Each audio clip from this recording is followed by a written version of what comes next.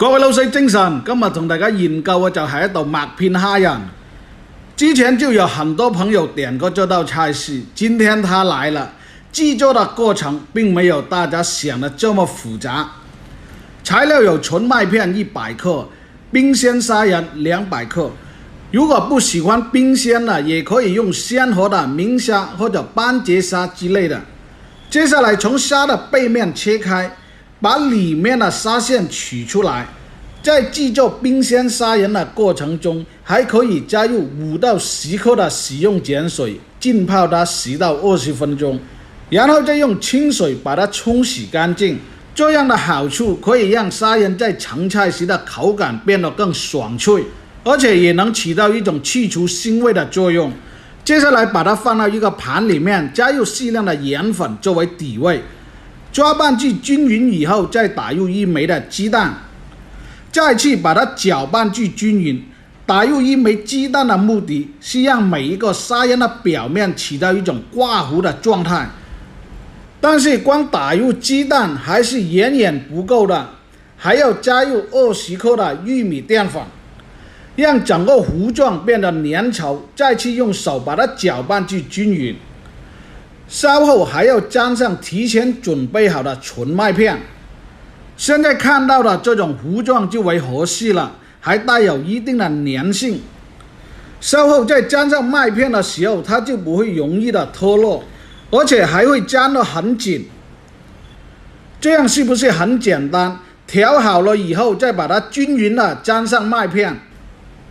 接下來開始表演，鍋中加入冷油，先用大火把油溫燒至130度左右。整個炸雞的時間控制在100秒以內，因為蝦仁的成熟度是很快的。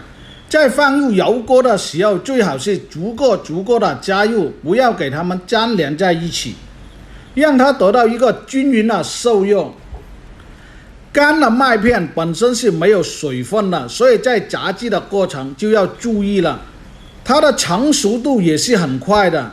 當你看見它表面開始起色的時候，證明已經是熟透。保持在一定的油溫炸雞，它漂浮在油面上的時候，色澤也會跟着加深。這個時候說明已經是達到一種出鍋的條件。整塊蝦仁的表面變得金黃香脆，但是它不像杏仁之類的那種香酥脆口，只是帶有一定的麥香味而已。所以在盛菜時還要搭配1-2款的醬料。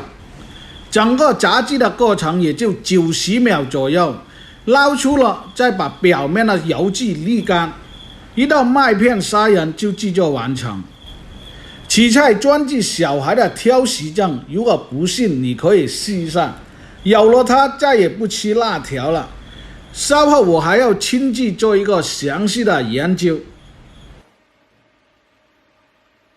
光從表面看上去，整道菜的效果就會給人帶來一種很有食慾的感覺。麥片是沒有味道的，所以我搭配了一款沙拉醬，這樣沾上去就夠味了。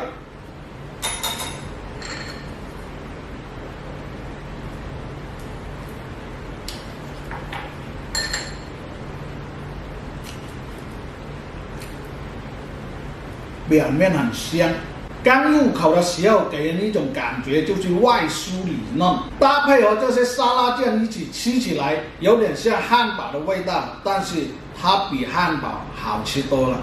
好了，本期的視頻就和大家分享到這裡，感謝您的觀看和支持。